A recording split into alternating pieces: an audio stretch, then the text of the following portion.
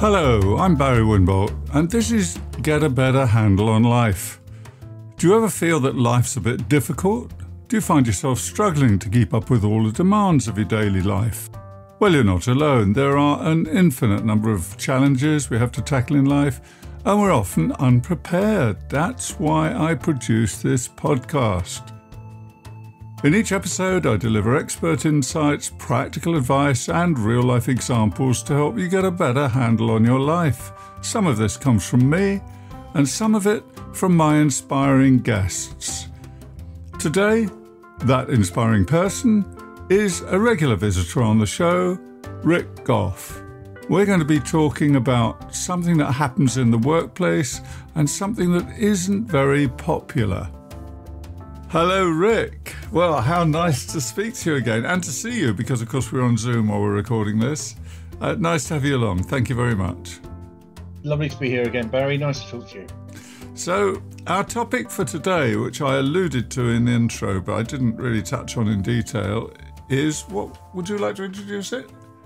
Well, today we're talking about feedback. It's a kind of term that's used quite a lot these days, whether it's from the hand signals you see in your mirror as you're driving off or in a formal setting in the workplace.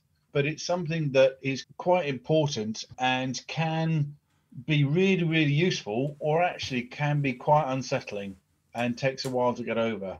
So I think there is good ways of doing it, good ways of receiving it. And I think it's a really sort of healthy discussion for us to get into. Great. I think that'll be very interesting because I've had, as I'm sure you have, I've had examples of that through my working life. I should say at this point perhaps we have a listener who isn't familiar with our conversations. So I just point out that you're a manager in a large financial multinational and have been for 28 years, 25 years, 28 years. And so you're coming at this from the point of view of a very experienced manager who's seen a lot of change in the workplace in that time and had to adapt yourself to quite a few new roles, if I'm right. So feedback, yeah. So and quite a lot of people don't view it with eager anticipation. Is that fair to say? I think it is. I think it's often unfairly tainted with a negative. So I need to give you some feedback about that. And that seems like you're preparing yourself to be criticised. Even as you say it to me, I felt a shudder go through my body. And we're just talking about it. Whoa. Okay. And so what is this trepidation about, do you think? And is it trepidation on the part of the receiver or the receiver and the giver of feedback? Well, it's funny, isn't it? Because sometimes you want to invite feedback. So maybe I'm doing something for the first time that I need to go on and do another 10 times. Maybe, it's a presentation, it's some training or something like that. So you might turn to your colleague next to you and say, hey, if it's okay, at the end of this, can we get together and have a coffee and you can share your experience, give me some pointers where I'm going wrong. And I think that's a very healthy thing to do. And in that situation, your head is kind of accepting the fact that not everything's going to be right and you may need to change a few things, and you're kind of bringing that on. When somebody turns around to you and says, hey, can I give you some feedback? You immediately become defensive, and you kind of worry that, oh, goodness, well, where's this coming from? But you don't know what they're going to say, do you? It may be actually, do you know what? That was the best thing I've ever seen, and I really think you should do X, Y, and Z. So yeah, I think there's two sides to that. Very important point. And you said in your example, hey, could we have a coffee after this? I'd like to give you some feedback. And the implication is where you're going wrong. And I think that's a critical point because I have received feedback in something I've been doing recently over a period of weeks. It was a new project and I had to learn quite a lot of new skills and I was very interested in it. And the feedback that I got on a weekly basis from my efforts was always slanted towards what I wasn't doing right and could do better. And it was very useful. However, on about the third week, I said to my mentor, how about if you told me what I'm doing right and I build on that? Because, as you know, that's very much my perspective in all the work I do. Start with what's working and do more of it. And the bad stuff very often takes care of itself.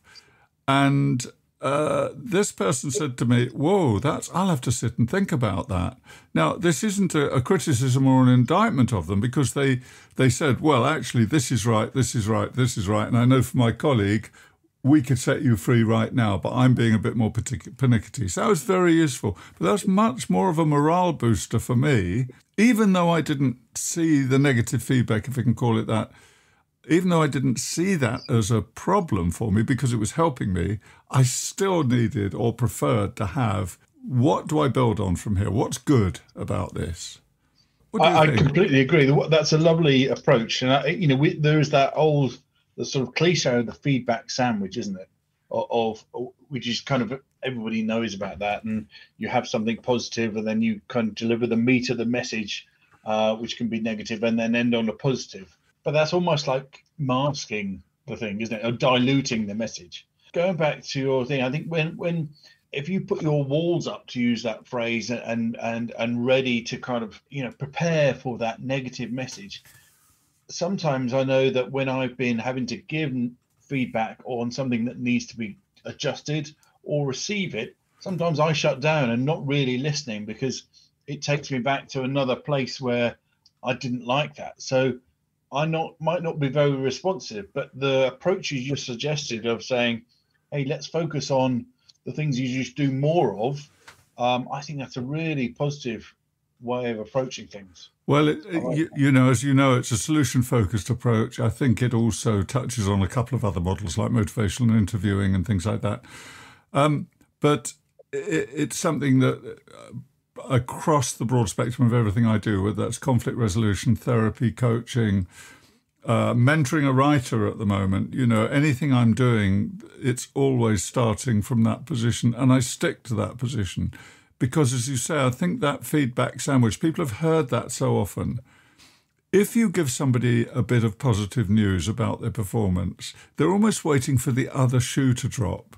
Okay, so yes, and what's the bad news? Because I know that's what happens next. And I have to dispel that idea. I said, no, I don't think so. Yeah, okay, there are things you could do better. So my point is, when delivering feedback, and even when doing it in a positive way, if the person is, as you've said, reflecting on another occasion, not really listening to you because they're hearing good stuff and they're leaping ahead and they're thinking, yeah, but there's going to be a bad news message in this, that makes a huge difference to how they receive it. And I think a second point is just that when you are giving positive intent to your message, however, I would say, you have to not hedge too much and hide behind kind of positive stuff if there is a hard message to be delivered, because that also has to be done.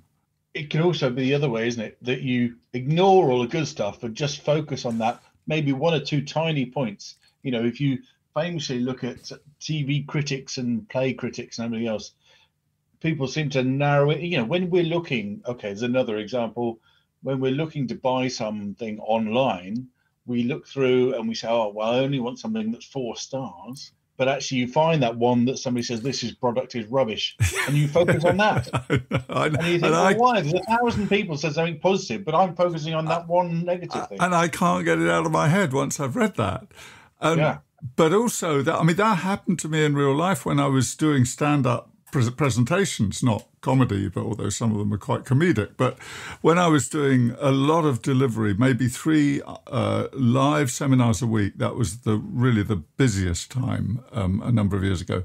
We stopped counting at something like 10,000 replies. We used to collect happy sheets after every event, obviously. You get feedback forms from people. And after about the first 2 weeks, I was working with another guy, we made an agreement between ourselves that we would not read the feedback after the event, because you could read, and these were audiences of 200 to 500, so you could read 199 good positive reviews and you get one negative one. It can even be something daft, like somebody said once, the presenter drinks too much water, or the presenter's doing his own therapy, because I was talking about life, And you have to take note of these things, but they come to dominate.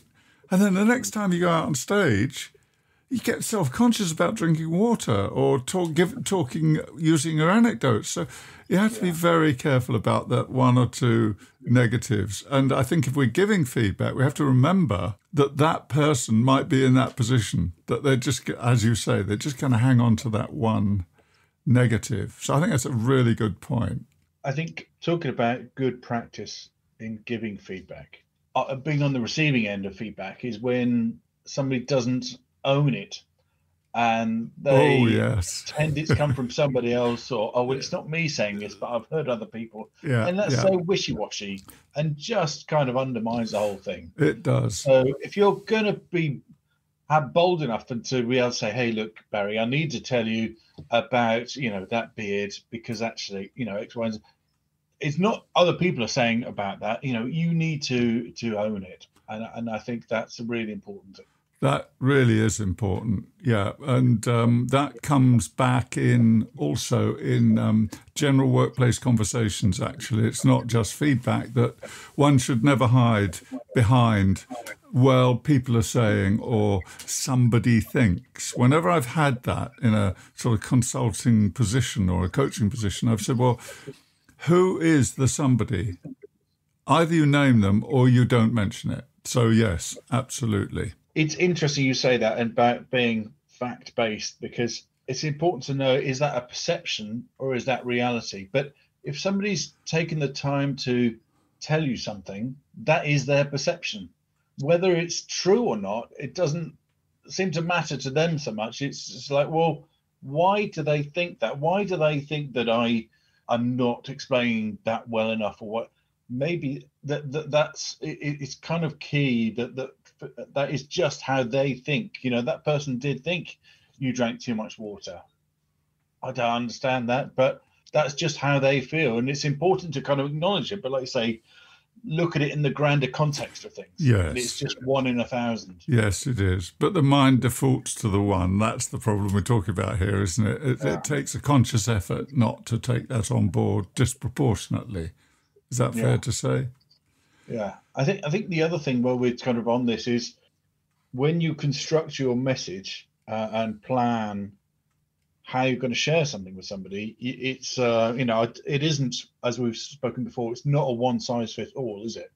It depends on your relationship with that person, on how well you know each other, the level of respect between yourselves, of how you manage that message. Some people quite happy to have a blunt message. Just tell me, if you think about the relationship with a doctor when they're giving news to a patient about cancer, they don't want no wishy-washy message, do they? They don't want it to be softened up or anything else.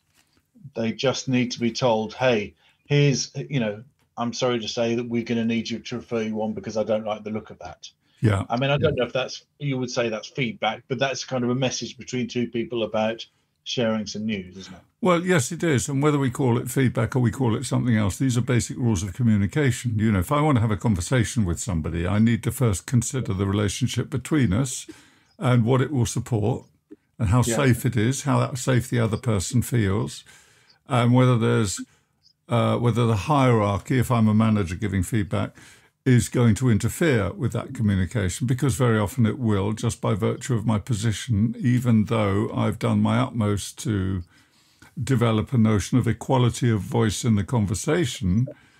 That other person may still be unable to kind of step outside their subordinate role when they're speaking, might feel intimidated in some way. It'd be perfectly natural.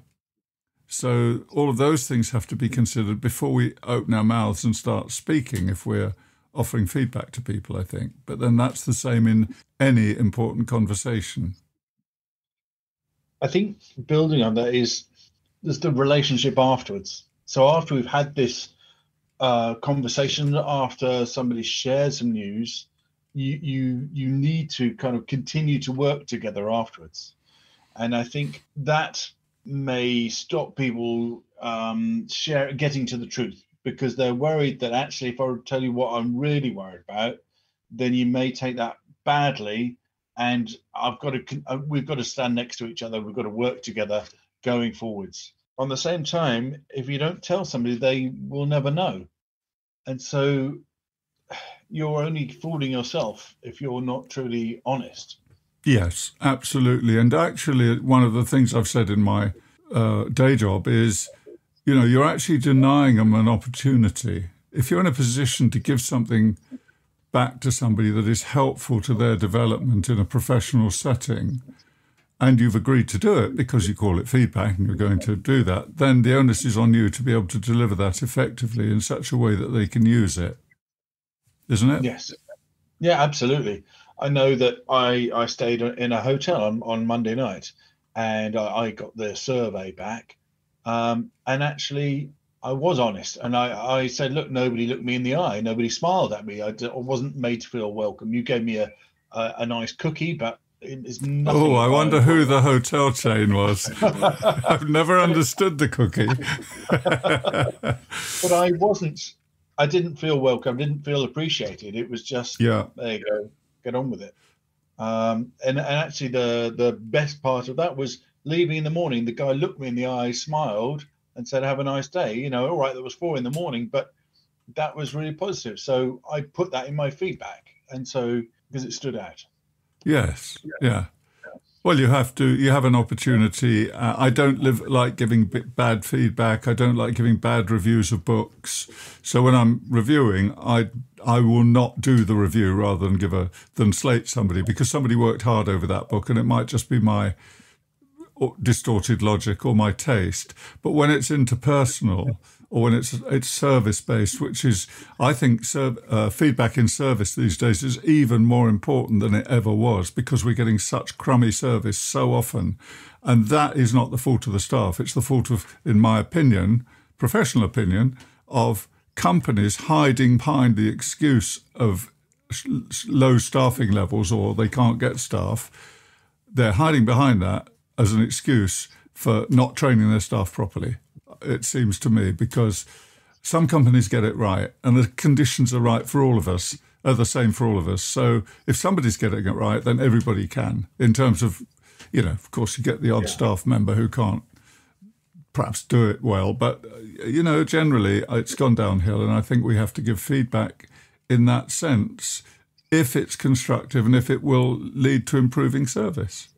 Yeah, and I think that receiving feedback, you have to assume positive intent, that the person is doing it for the right reasons, and there's nothing malicious about it or truly personal.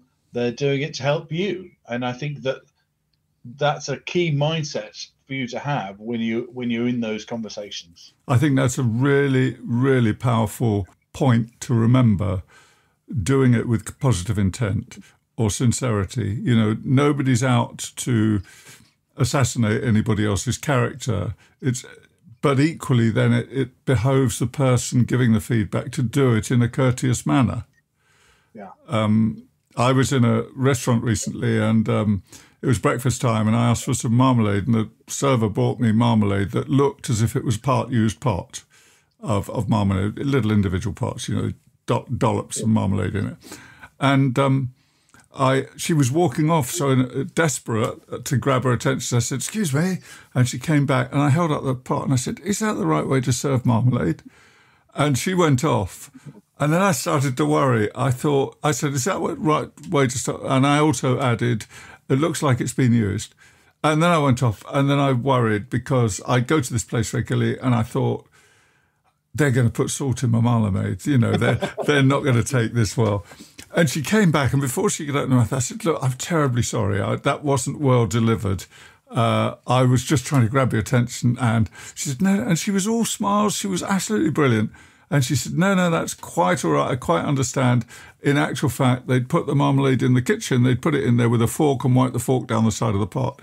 And I hadn't checked it before I brought it out. And I love that last line. She was taking responsibility. She wasn't even blaming anybody. She's just saying that was what happened, and it was my fault because as gatekeeper, I didn't correct that.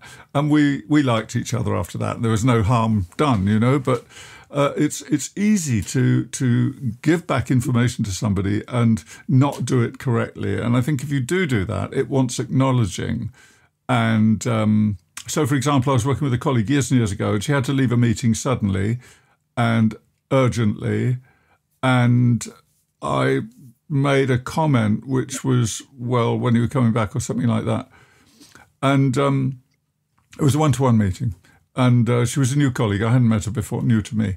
And I stopped her as she was leaving the building. I happened to bump into her and I said, look, so-and-so, didn't call her so-and-so. I called her by her name, of course. But look, let's call her Mary. I'm terribly sorry. I hope we didn't get off on the wrong foot. Did I do something wrong in the meeting? No, she said. No, that's quite all right. I just had some bad news. Turned out later she was separating from a partner and it was something about that.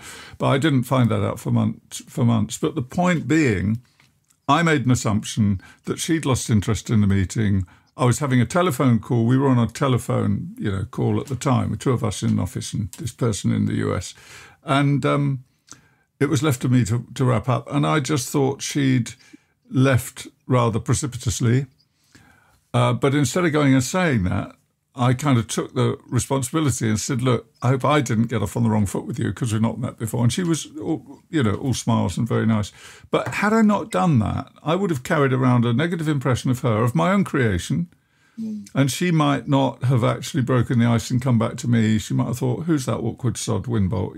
He's snaps at me and then blah, blah, blah. So I think, it's a balanced, has to be a balanced relationship, doesn't it, somehow? And if I observe something in the conversation, that it is my responsibility, manager or subordinate, to raise it and say, look, something, could we address this aspect of how we're communicating rather than before we start about what we're communicating about? It's interesting that you went into that conversation asking questions. Yeah. You didn't go in with a pre-prepared speech to say, here's what I observed, next time can you do X, Y, and Z? You went in more open-minded, ready to kind of find out why that happened. And I think that's commendable. It's a less confrontational approach, I think, and that probably comes from conflict resolution because it's just such a sensible, because as you said earlier, somebody giving you a comment, it's their opinion. They're allowed to have that opinion. Good, bad, indifferent. They're allowed to have it. The problem is not usually the opinion. The problem can often be how it is delivered. And so, starting with a question and there are all sorts of questions, aren't there? There are questions which are quite punitive. So how did you think that went then? Was that good? It's not the sort of question I'm in. So I'd probably start with, wow, how did you find the experience for the first time or for being in this department for the first 3 months? What's it been like to you? Let me know. How have you found it? That sort of thing is much more receptive, isn't it? Yes. Yeah. I think some of the worst feedback I've had has been around that perception, but has been inaccurate. And when you say, okay, can you give me an example of that? Can you give me some facts of when I did that? There was nothing. And it was all about perception. And actually, I hadn't done that. It was completely wrong. And I naturally became very defensive. It became a very difficult conversation. And I felt I was being pigeonholed or accused of something or a type of behavior that actually wasn't true. And it was far away from my natural character. And that I still remember it now because I was reading afterwards and I just shut down and I stopped talking, didn't want to know, stopped listening. We didn't kind of have any next steps or action plan out of it. I just kind of sulked away and was not particularly warm to that person for quite some time because I just thought, well, you've got this completely wrong. You're not open to listening to my side of the story. Go away, basically. We've talked many times about reflecting on situations so that when you're sitting in the other seat, having to share some news or share some behaviors, we've all had those conversations with colleagues or people that report into you saying, okay, well, you've got some personal hygiene issues and, it would be appreciated if you could do X, Y, and Z, or actually, can you stop sniffing so much because it's upsetting everybody on the phone and things like that. and they're very difficult bits of feedback to give. Yeah. But again, don't be wishy-washy. Come straight to it. Talk about the benefits, if there is one, of somebody did blow their nose a bit more, or change their shirt. That's really important, to be able to tell somebody, well, because you're doing X, here's the consequence of doing that. Yeah. So they can understand that a bit more, and it's not just me picking up on something for no reason. Well, because you're doing this, then here's the. Is there a tendency, do you think? It occurs to me now as listening to you, that some people, maybe many people, when preparing to give feedback, the effort goes into the preparation of the content of the message, and less effort goes into how the message is going to be delivered and where and when and the circumstances. Do you think there's a risk of that happening? Absolutely. I think that to some people, knowing that the person could be awkward, maybe it takes away that natural conversation. Mm-hmm. And because they're expecting resistance, or expecting the person to be defensive or deny it or whatever, then they kind of lose that human touch about the whole thing. Mm. And it may be a bit more formulaic than what it could be, which maybe makes the situation worse and does provoke that defensive denial, difficult behavior from the other person. Yeah. I suppose, too, there's, again, coming back to standard sort of communication practice, good practice, we have to consider where the other person is in their day or their week, or, if somebody died recently, or perhaps less tragically, they're just having a very busy day and we're sandwiched in between two very big meetings. We know they've had to engage in a lot of preparation and that sort of thing. And we've got half an hour with them between these two. It's not going to work, is it? They're not going to be available. We need the person to have the space to think and reflect. And I've always advised people, look, never go straight from one meeting to another.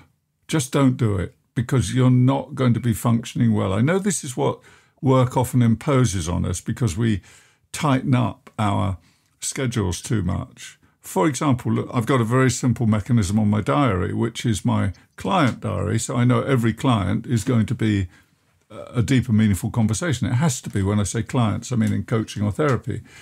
And so I build my diary gives me the option to build a buffer in between each. So I can't book 3 o'clock and 4 o'clock and 5 o'clock. Right. Because there has to be a 15 or 20 or 30 minute buffer. Gives me time to stand up, walk around, stretch, get a cup of tea or whatever it happens to be, and give some thought to the next conversation. And so that's kind of automated for me. But my instinct was not to do that. My instinct was to say, no, well, I'll finish at 3. I can see somebody at 5 past, but it doesn't work well. Yeah. Just going back to what you did earlier, though, with that colleague that you had that conversation with, and you went in and you were asking questions, which kind of took the pressure down and helped you form a better picture, because it may be that you have to give some feedback about why somebody's always late. Mm-hmm. And you have to say, hey, look, this is what I've observed. You're coming in late, and look, here's the timesheet, blah, blah, blah.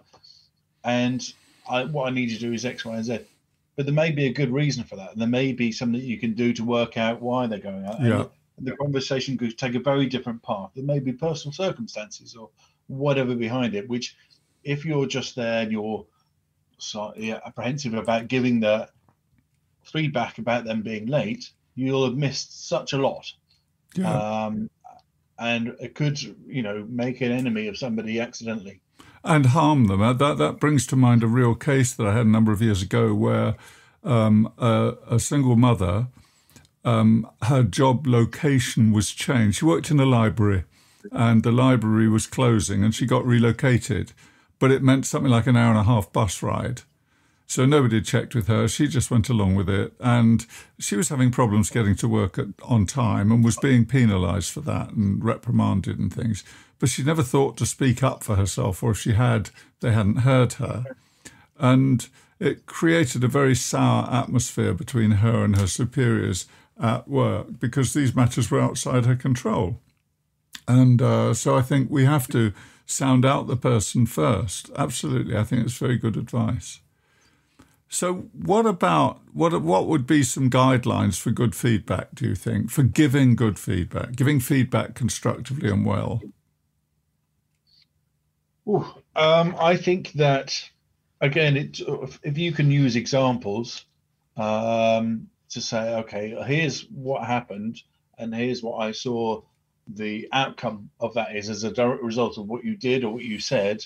Here's the results of that. So to summarize, then we might say, start on the right foot, use examples where you can, observe the behavior, report on it, and note the outcomes, and then discuss whether that was the best result that could have been got given with that approach.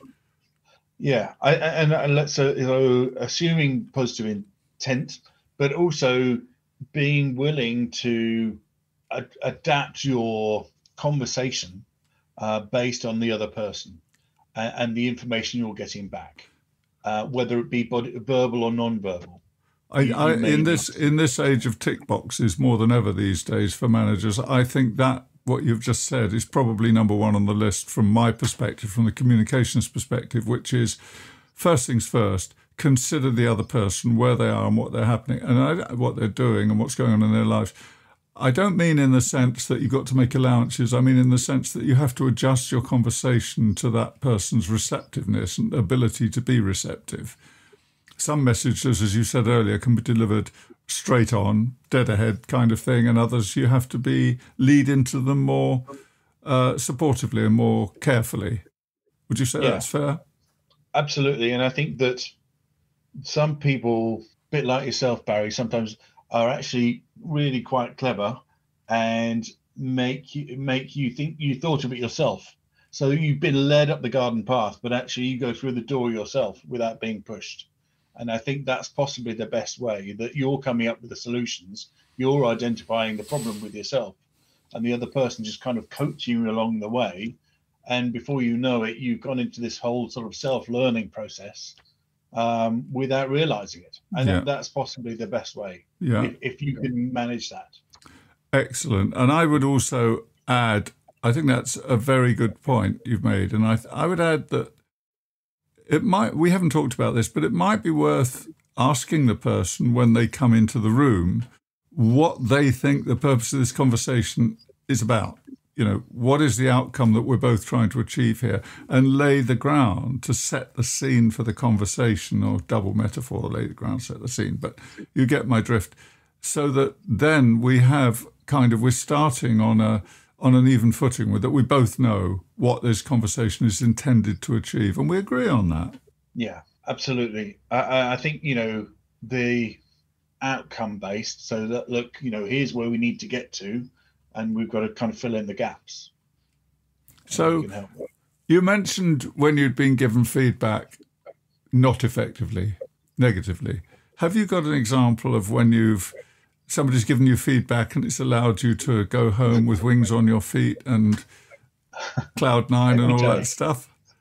There was a kind of pivotal moment, a sort of Damascus type thing, where I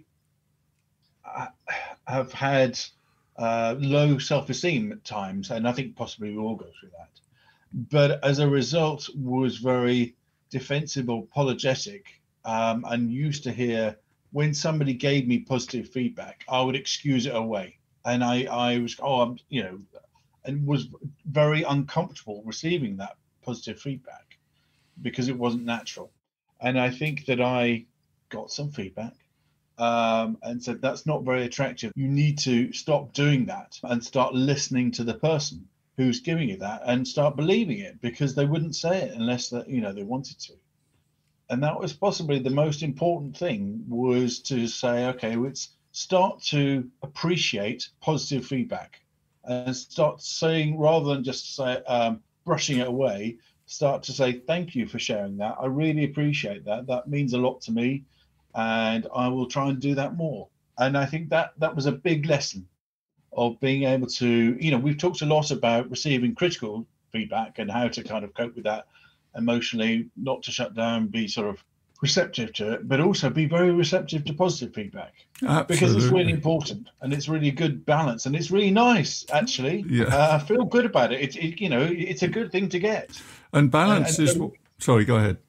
Well, if you keep batting it away, why would I keep being nice to you if you're not accepting of it? Well, yes. So if somebody does say thank you very much, and is very appreciative of that, then you will do more likely to go back and do it again. Yes, absolutely. And you use the word balance in there. And I think that's a really important point, because if all we hear, whether we filter it or whether we're actually hearing it, it's all that we're being told. But whenever we're taking in negatives about ourselves, we need to balance that. We need to counter it with stuff that will offset that, because nobody is all bad and nobody makes mistakes all the time. And one of the exercises that I've given people in my clinical work is, go home and review your successes every day for a week or a month. I give them a little printout on it, just to counter the negative stuff that you're allowing into your mind to lodge. And as you've mentioned, self-esteem, it's positive esteem or confidence is built on success. So it's no good people telling us about successes if we don't recognize and own them, as you've suggested. So I think that's a very, very important point. And I think this has been a very successful conversation. And I would like to thank you. And I know we could go on for hours. And also to say that, as we do in our conversations, I'll put the email addresses in the podcast notes, in the episode notes. And if you've got any questions for Rick, I know he'd be very happy to receive them. I'll just confirm that with you, Rick. Absolutely. And very, very interesting. And also, to add to what you're saying, if people have had terrible experiences, we're very happy to receive those and discuss those and maybe come up with some ideas on how other people could handle that type of behavior. Yes. I remember on that point, there was a very illustrative moment for me in my training as a therapist, was that we had to do a lot of role play.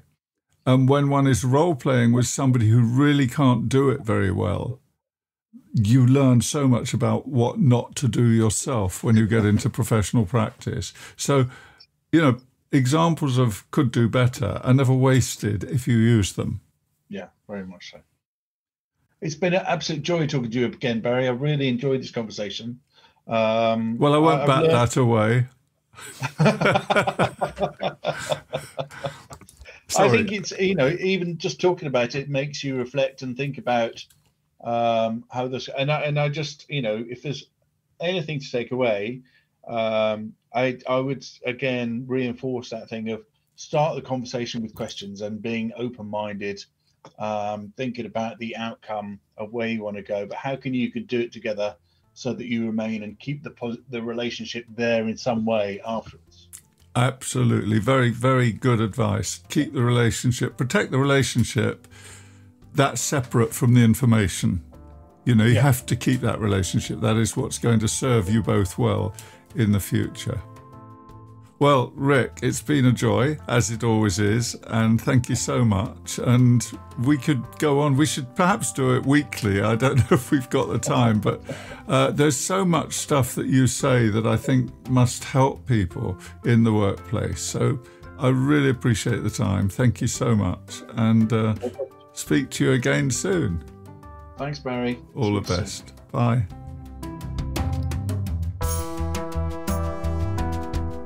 Well, I always find conversations with Rick uplifting and inspirational. So stick with us and follow our future conversations here on Get a Better Handle on Life.